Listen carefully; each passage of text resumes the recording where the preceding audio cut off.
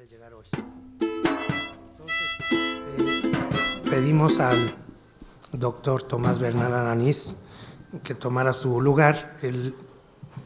Teníamos otro orden, digamos, para estas ponencias, pero nos va a hacer el favor el doctor Bernal Alanís de presentarnos ahora su tema, que es las brujas, ¿no? Entonces, voy a leer su semblanza curricular.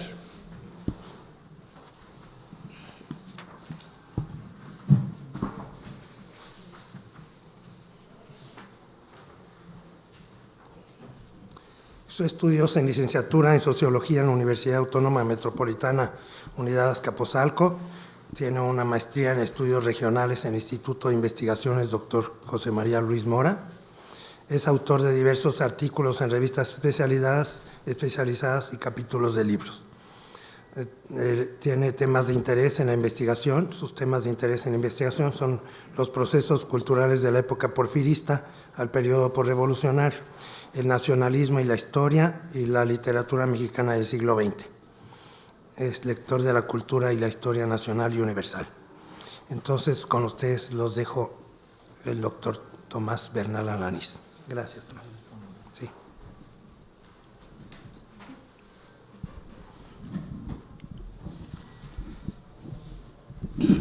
Buenos días. Bueno, ya anunciaron, yo tenía otro orden, entonces a ver cómo salimos del paso. Hoy voy a presentar un trabajo llamado La bruja, un vuelo en el tiempo. Es un trabajo general en donde, no rescaté mucha información de archivo y que habla sobre esta figura de la bruja que se ha mantenido en el tiempo y que todos de alguna forma tenemos alguna relación, alguna alusión a esta figura. Todos sabemos y hemos utilizado el nombre o la referencia de la bruja para detectar cosas ocultas, cosas que no nos gustan, cosas para llamar, la atención o tan solo para criticar a alguien. Son situaciones que se presentan en la vida cotidiana y que esto nos mueve a pensar y a rastrear que el origen de las brujas tal vez se pierda en la noche de los tiempos. Y eso como una figura que ha tenido que tener un papel en la historia, como lo que ha llamado René Girard de chivo expiatorio. Chivo expiatorio que, como sabemos, hay muchos en la historia. Si empezamos desde Adán y Eva, ahí podríamos encontrar los primeros chivos expiatorios. En términos generales voy a hablar sobre esto y mientras me va a acompañar un documental que se rescató en 1919-21 de la cultura escandinava sobre las brujas, para que vayan viendo imágenes y entre la palabra y la imagen se vaya complementando, esta información. Tomás, a ver, porque aquí está todo lo que tiene. ¿Es uno solo o que pongo aquí, por ejemplo? No sé.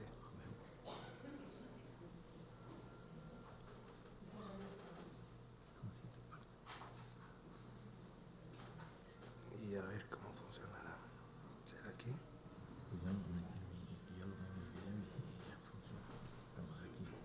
A ver, pues es que no sé si será este. ¿Sí? El volumen necesitamos. ¿Lo quieres con...? Parece que está más. Trae música de fondo nada más. Ok. Déjame ir por aquí.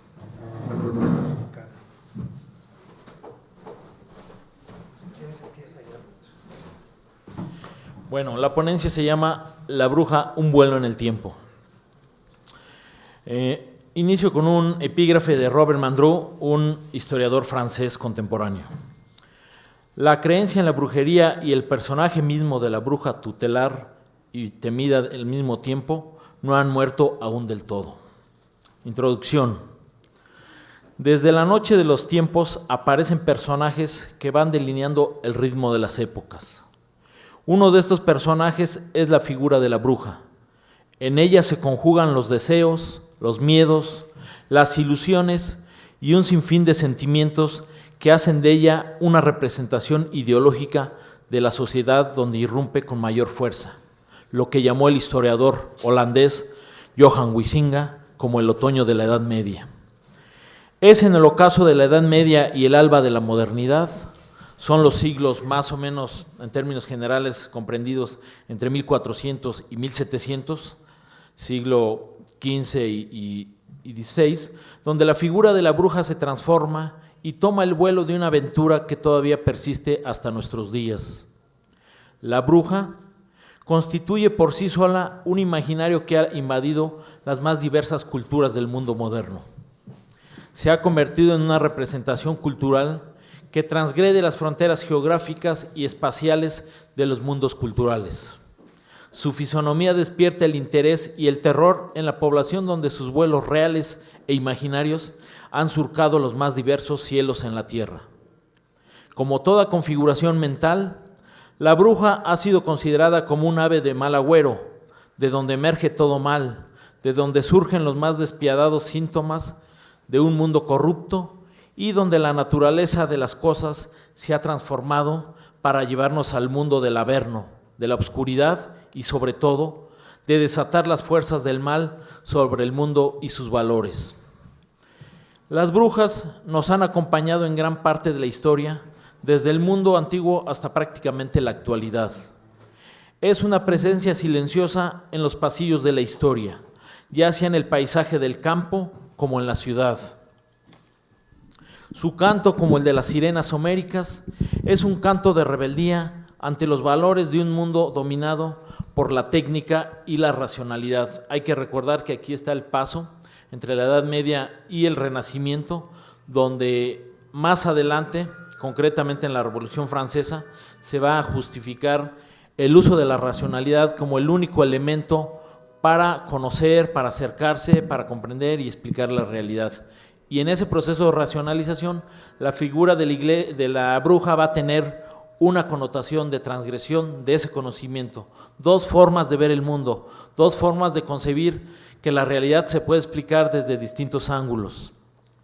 Son los emblemas del cambio y de la inconformidad que con un lenguaje soez y obscuro han pertenecido a esta historia oculta que el poder establecido ha tratado de negar. El poder son las instituciones, digamos, modernas y sobre todo la Iglesia, para establecer parámetros de medición de lo normal y lo patológico, de lo aceptado y lo rechazado, de esa figura que pone en jaque a las buenas conciencias y al mundo luminoso de la modernidad. 2. Un pequeño acercamiento. ¿Quién no recuerda una noche de espanto llena de cuentos de terror o de brujas?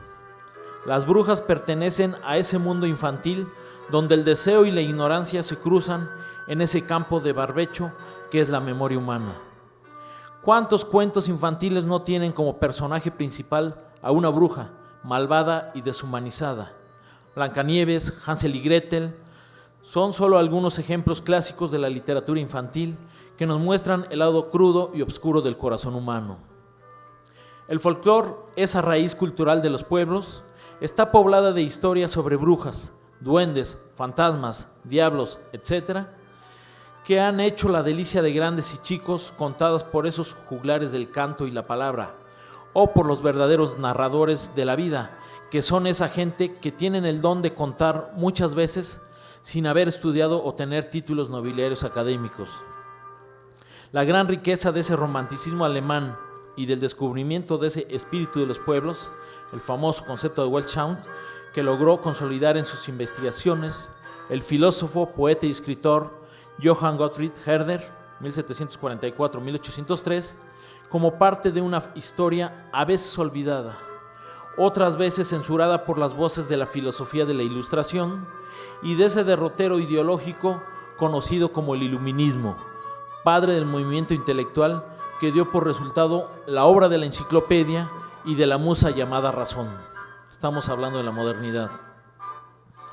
Los hermanos Jacob y Wilhelm Grimm, como recolectores de ese folclorismo alemán en sus fuentes culturales y antropológicas, basadas en el lenguaje, las tradiciones y las costumbres de los pueblos, así como en el monumental trabajo de James R. Fraser, 1854-1941, que escribió una monumental obra en varios volúmenes, que después lo redujo a 2, La rama dorada, 1890, y el trabajo pionero de Vladimir Prop, 1895-1970, un investigador ruso, sobre todo en su obra La morfología del cuento, de 1928, donde utiliza un método estructuralista para analizar un cuento en sus innumerables versiones o variantes dentro de la antropología cultural.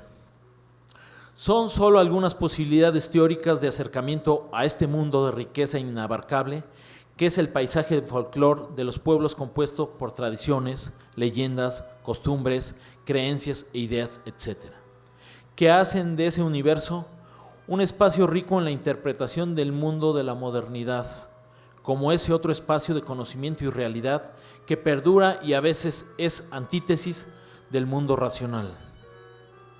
3. Los albores del mundo moderno. La tensión entre la Edad Media y el mundo moderno se resolvió principalmente en aquello que el pensador y economista Albert O. Hirschman llamó las pasiones y los intereses. Esas pasiones que van delineando, digamos, las políticas de los futuros estados-nación, que también en este periodo se empiezan a construir, y que es un proceso paulatino que va a durar prácticamente unos 3-4 siglos, más o menos hasta entrado el siglo XIX, para configurar esta figura del Estado-Nación, que va a tener a su alrededor una serie de elementos en común que permite identificar a un pueblo, y en donde se encontraban los principios ideológicos del capitalismo como un sistema social basado en la racionalidad de los hechos sociales y en la justificación de las causas-efecto como un modelo de construcción del mundo social y sus relaciones materiales. Mismo aspecto que va a desarrollar el sociólogo alemán Max Weber en su obra La ética protestante y el espíritu del capitalismo, de 1904, y R. H. Tawney en La religión y el ascenso del capitalismo, de 1926. Estas dos obras enmarcan la aparición del capitalismo como un proceso de racionalidad productiva que minimiza la condición humana a un proceso de fetichización del humano como una mercancía más en el mercado. El gran historiador Johann Huizinga apuntaba al respecto lo siguiente, cito: aquel espíritu apasionado y violento, duro y fácil llanto a la vez, continuamente fluctuando entre una sombría desconfianza del mundo y la fruición de una belleza multicolor, no podía vivir sin someterse a las más rigurosas formas. Era necesario hacer entrar las emociones en un sólido marco de formas contrastadas. De este modo se dotaba la vida de un orden, al menos por regla general, y se convertían las vivencias propias y ajenas en un bello espectáculo para el espíritu. Fin de la cita.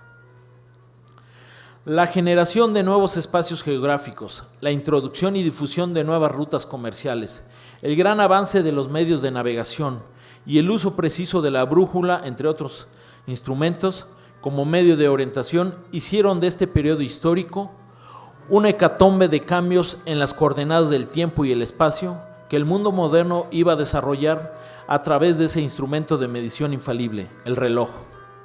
La maquinaria del mundo moderno obedecía a otras reglas.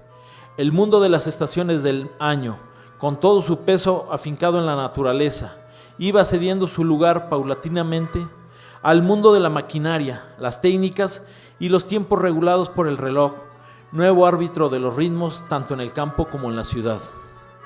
Ya no solo era el mundo de Menocchio, personaje central del extraordinario texto histórico y de época del historiador italiano Carlo Ginzburg del queso y los gusanos, sino el de una nueva corte que traía con ello su visión del mundo y sus propios castigos.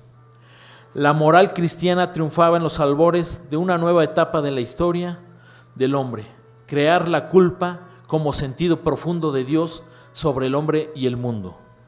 El cristianismo había triunfado y su genio recorría las rutas más insospechadas entre Occidente y Oriente.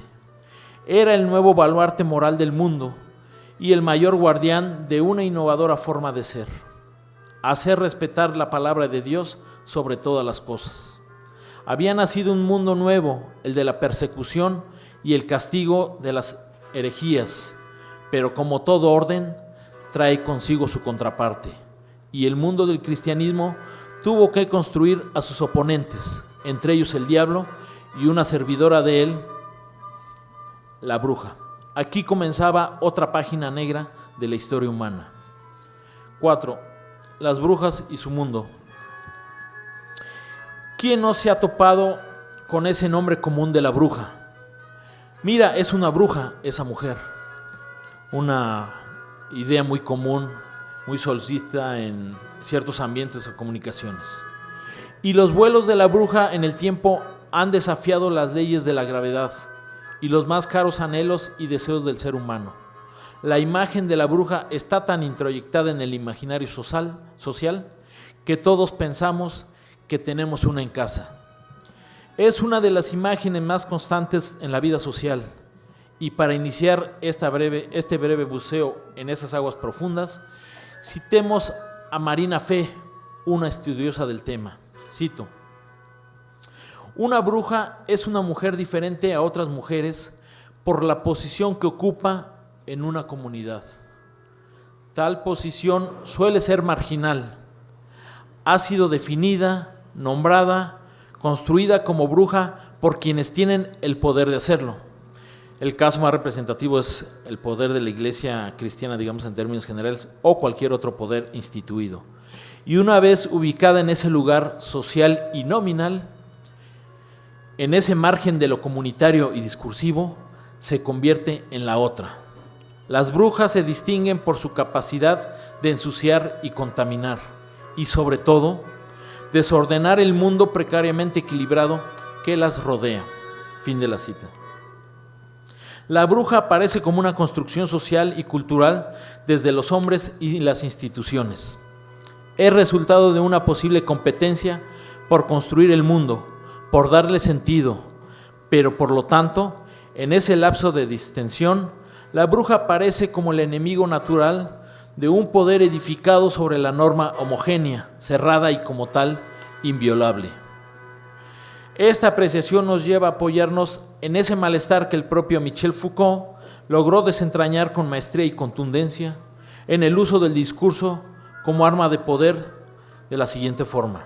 Cito: supongo que en toda sociedad la producción del discurso está a la vez controlada, seleccionada y redistribuida por cierto número de procedimientos que tienen por función conjurar sus poderes y peligros, dominar el acontecimiento aleatorio y esquivar su pesada y temible materialidad. Fin de la cita. La bruja es un constructo social, o como expresaría con mayor firmeza histórica el experimentado ensayista francés René Girard, es un chivo expiatorio, aquel elemento imprescindible para explicar las crisis y fracasos humanos en su evolución. Si revisamos la historia o la evolución del género humano, vemos que en muchos momentos de crisis siempre aparece un chivo expiatorio. En este caso yo me refiero a la bruja, pero podríamos encontrar a los judíos, a los negros, a los criollos, a los peninsulares, a los indios, etcétera, etcétera.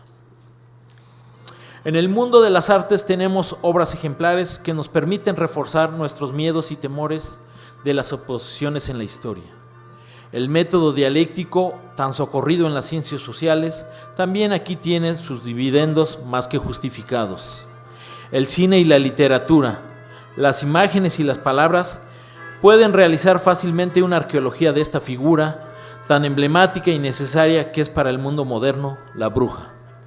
Como lo es la obra del dramaturgo Arthur Miller, Las brujas de Salem, estrenada en 1953, donde se nos habla de un proceso de persecución en el pueblo de Salem, en el estado de Massachusetts, o lo que sería el estado de Massachusetts posteriormente, en 1692, donde la histeria de un grupo de mujeres se convierte en una cacería de brujas.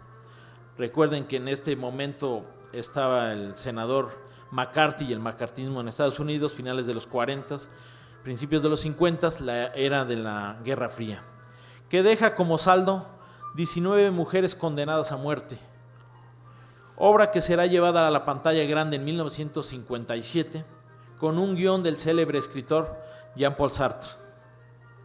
O el otro caso de los demonios de Ludum, de Aldous Huxley, coincidentemente también del año de 1952, y que después el cineasta inglés Ken Russell en 1971 lo convirtiera en la cinta Los demonios, donde la pasión diabólica devora a un grupo de servidoras de Dios en el pueblo francés de Ludum en 1634, así como una incursión más que hizo el realizador polaco Jarosław Iwaszkiewicz con su película Madre Juana de los Ángeles en 1946, también época del macartismo. Así como el documental La Bruja, la brujería a través de los tiempos de 1922, que está en la pantalla, sin olvidar, por supuesto, las distintas versiones que se han realizado de esa figura emblemática de la historia de Francia. Por supuesto, nos referimos a la catalogación de bruja o santa, heroína, según se le vea en la historia, de personaje de Juana de Arco en la película La Pasión de Juana de Arco, del director danés Carl Gustav Dreyer de 1927, y la obra homónima de Victor Fleming de 1948, sin dejar de lado las obras literarias de los premios Nobel Anatole France y George Bernard Shaw, que hicieron unas biografías sobre este personaje. Y por último, el extraordinario film El martillo de las brujas de 1969 del checoslovaco Otakar Babra. ¿Qué nos trae aquí para dialogar sobre las brujas? Es una fascinación en el tiempo por su figura, su presencia y simbología dentro de ese mundo que es el nuestro. Somos herederos de las luces y de las sombras, de la enciclopedia y del cristianismo. Estamos atrapados en el tiempo. Somos víctimas, como expresaba Francisco Goya, de nuestros sueños y nuestros monstruos. Como bien lo establece en su texto Michel Ritchie de Groot, La locura a través de los siglos, las profundidades de la historia rebasan el horizonte de los hombres en su tiempo, y los misterios de la vida se cubren de versiones oficiales o establecidas por las instituciones humanas que manejan los mapas mentales a lo largo de ella. Cito: al final de la Edad Media, los delirios colectivos se propagaron como un incendio en el bosque. Por todas partes estallaban verdaderas epidemias de posesión, de demonolatría, de demonopatía y de brujería. Como siempre, la locura era el espejo de la época y reflejaba las creencias, las ideas, los prejuicios que entonces privaban y que siempre han sido parte sustancial del nombre. Fin de la cita. Por ello fue necesario crear un texto fundamental y monumental para la Iglesia cristiana en 1488, finales del siglo XV, que se llama El martillo de las brujas, de Heinrich Kramer y Jacob Sprenger, el cual va a representar el dique ideológico y práctico del cristianismo para las aguas derramadas e impetuosas de la herejía. En él se encontraría todo el material para atacar a uno de los mayores enemigos de la Iglesia, las brujas. Siendo un poder desde sus inicios con una imagen representativa masculina, Dios, que domina y conoce las acciones, pensamientos, palabra y omisión del hombre. La bruja aparece como la causante de crisis naturales, malestares en la vida, la muerte, las enfermedades, la mala suerte, la pobreza, la inseguridad, por solo nombrar algunos males que aquejan al ser humano. La mujer es la causante de todo mal. Recuérdese su participación en el árbol de la vida, la serpiente, la curiosidad humana y la consabida expulsión del paraíso. Recordemos la tesis histórica del chivo expiatorio: si algo sale mal, hay alguien al que hay que echarle la culpa. En esto, la historia humana es una verdadera maestra en ejemplos a lo largo del tiempo. Estos laberintos del poder entre la Iglesia cristiana y la Iglesia protestante, los jaleos por representar la verdadera palabra de Dios, hacen del mundo material y espiritual un verdadero campo de la interpretación, le hace hermenéutica, y un abismo entre la realidad, el discurso y la práctica religiosa. Gran parte de esta tensión se trató de resolver con las posiciones de la Reforma y la Contrarreforma, de los debates bizantinos que no llegaban a nada y que creían que se avanzaba en el mundo de las ideas y de las explicaciones, con el pago del diezmo para allanar el camino de la muerte y de los pecados capitales. En este río revuelto, la imagen y presencia de la mujer fue cada vez mayor y en muchos casos, como el papel primordial en la casa, algunas formas de producir, etc., superó el papel y las expectativas de la vida que el mismo poder de ella tenía. Como especificó el historiador francés Jules Michelet en su obra clásica sobre el tema La bruja de 1862, cito: la idea de los demonios atormentadores que infligían a las almas de los muertos castigos materiales fue para la Iglesia una mina de oro, y los vivos, traspasados de dolor, se preguntaban si era posible rescatar de un mundo a otro aquellas pobres almas, aplicándoles la expiación por multa que se aplicaba en la tierra. Fin de la cita. Si la bruja, como mujer rebelde o incomprendida, no seguía los dictados de Dios, por lo tanto, era una transgresora que buscaba en otras realidades o seres la palabra o enseñanza de Dios. Con esta apertura de posibilidades, el poder enjuiciaba el estado mental de aquella mujer que se salía de la norma por buscar otros saberes u otros poderes. La verdadera transgresión era no acatar lo establecido, acogerse a otros dioses o, en pocas palabras, cambiar a Dios por el diablo. Así, los aquelarres, fiestas llenas de bailes, erotismos, deseos y muertes entre la mujer y el diablo, significaron la gran piedra filosofal para perseguir, excomulgar, torturar y dar muerte a las impías que caían en los brazos del diablo. Es la época dorada de la Inquisición, es la época dorada donde el hombre logró construir mayor número de mecanismos de tortura. El aquelarre es la expresión máxima del desenfreno contra los designios de Dios, porque en él las mujeres entran en un frenesí incontrolable por las normas y las ideas cristianas. Como ha investigado la antropóloga Margaret A. Murray sobre la condición de la brujería en la Europa medieval, donde el cristianismo tiene su principal sostén y difusión de dichas ideas contra el Dios de los brujos al establecer, cito: la idea de dividir el poder del más allá en dos, uno bueno y uno malo, pertenece a una religión avanzada y compleja. En los cultos más primitivos, la deidad misma es la autora del todo, sea bueno, sea malo. Fin de la cita. Así, el poder divino requiere de un brazo secular que persiga en lo terrenal las transgresiones a lo espiritual y, por lo tanto, la necesidad imperiosa de crear a un poder censurador como la Inquisición. Los verdugos y otros funcionarios que dieron pie a la creación de los autos de fe para simbolizar el poder divino sobre el gran teatro del mundo. La escena ya estaba puesta, ahora hacía falta el chivo expiatorio para aclamar la presencia y el poder sobre la tierra y sus fieles. Es esa angustia existencial que comparte y expresa ese magistral relato del escritor sueco Per Lagerwitz en su obra El verdugo de 1933, donde el personaje principal siente un complejo de culpa por ser el brazo ejecutor de un poder religioso que persigue a los que transgreden la ley de Dios.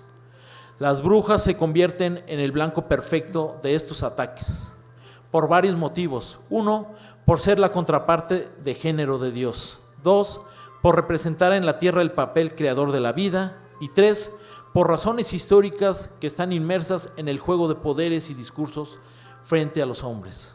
Así, la brujería se convierte en un repositorio que se puede heredar o compartir.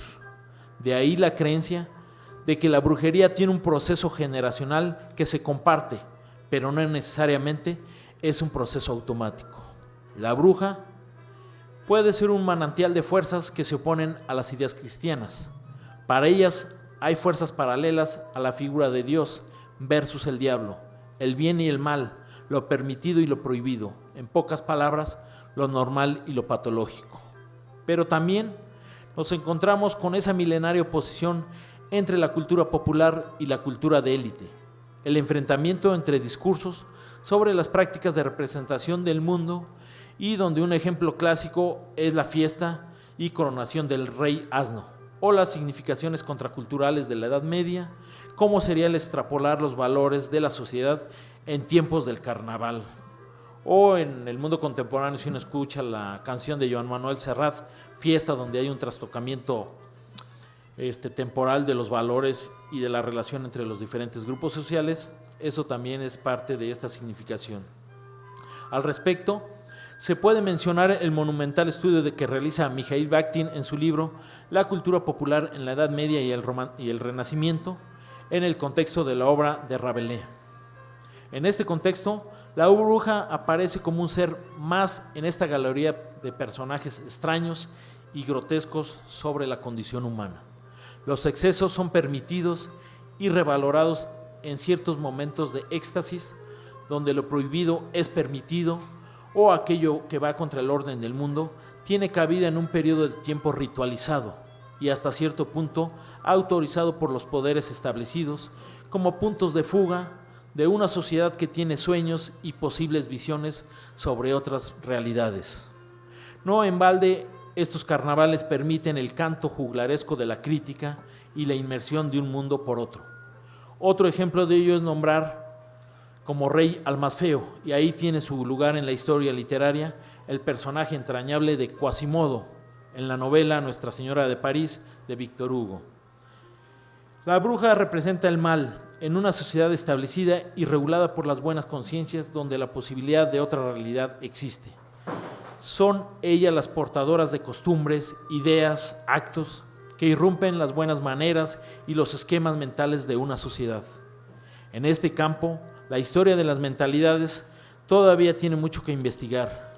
La multiplicidad de expresiones del mundo de las brujas y el arte de la brujería tiene una riqueza invaluable para la historia, la antropología, la sociología y otras ciencias sociales que quieran enriquecer sus saberes, sus metodologías y sus discursos sobre dicho fenómeno social. Quinto, vuelos finales. Las brujas y su mundo siguen interesando al mundo contemporáneo. Su existencia o inexistencia sigue siendo parte de un debate por el poder y por trazar el rostro humano del mal en la conciencia humana.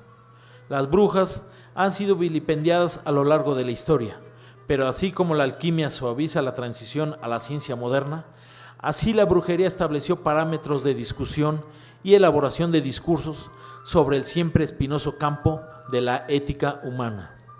Hay que reconocer en la bruja no solo una imagen y simbolización del mal, sino la posibilidad de la existencia de otras realidades.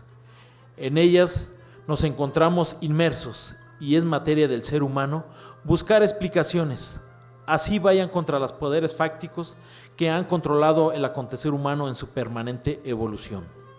Las brujas tuvieron su momento estelar en la transición entre la Edad Media y la modernidad, donde los valores cristianos defendieron y fortalecieron un status quo que iba a ser cuestionado por una figura que puso en jaque a los valores cristianos de la vida y la muerte. Por otro lado, el lado racional del hombre quiso reducir el mundo a su dimensión y todavía no sabemos cuántas dimensiones regulan la realidad humana. Las brujas siguen estando entre nosotros. Son esas sombras del mal y del bien que todos hemos utilizado en algún momento de nuestra vida para sentir que la explicación y el control de la realidad todavía es posible para el género humano.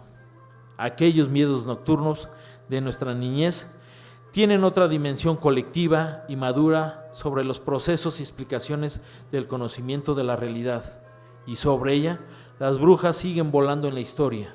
Por lo menos no las ignoremos y rindámosles el derecho a la duda. Gracias.